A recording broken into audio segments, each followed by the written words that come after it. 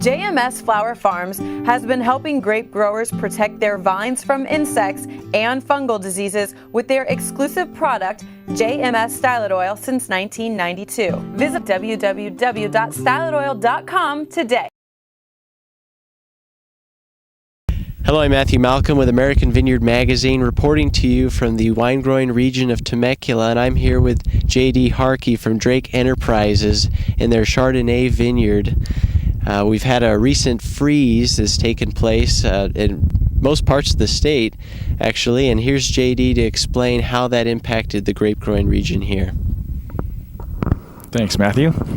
Yeah, down here in Temecula, we obviously didn't have too much of a winter. We had a real late winter, started probably middle of February.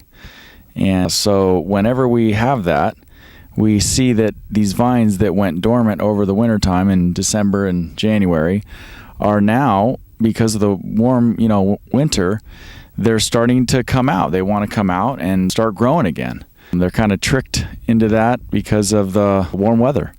Well, the Chardonnay down here in Temecula started coming out a couple weeks ago, and now we went through a cold spell. So we have a vineyard here where we have Chardonnay that started coming out. Cold temperatures came, the frost came, and I have some leaves coming out down in the low areas where the cold air tends to sit.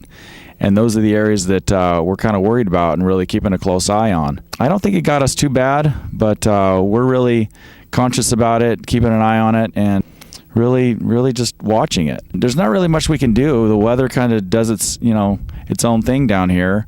And if the vines start coming out early and we have a early spring frost, we just have to watch out for it. We turn on the water a little bit to warm up the areas. We have some areas where we have some, frost protection devices like fans and stuff like that, but really not that much down here in Southern California. We pretty much have good weather that doesn't lend itself to too many frost days, but when it does come, there's only a couple things we can do. But more importantly, we just have to deal with it.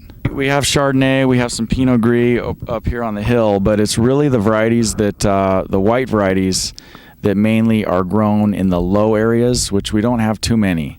Chardonnay, this vineyard right here, starts out in a high spot, goes down to a low spot. So really we're just most concerned with the low spots where we tend to see, a little damage occur. Most varieties are planted up higher, so they don't, we don't tend to see the frost in the higher elevated areas like we do in the low. But a couple of vineyards that we planted that we maybe pushed the limits a little bit on planting in some areas. We probably shouldn't have planted some whites, but those are the areas that we got to watch out for.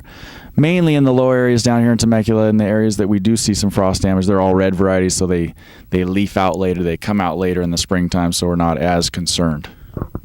Now, you said bud break was a little early because of the warm spell. When did Chardonnay come out, Well, if you look behind us, you see a couple buds that are starting to push right now. But 2 weeks ago, we started seeing buds kind of swelling and pushing, even showing some green growth. Those were really the areas of concern. I think it was probably February 19th is when we really started to see some of the buds push. Not really much of any other variety that we've seen down here, so we're in pretty good shape. Well, fortunately, it was only one variety or one or two varieties that were actually impacted by the frost, but hopefully they can push back some new buds and we'll have a great rest of the season. Learn more about this in American Vineyard Magazine. I'm Matthew Malcolm, CaliforniaAgNet.com.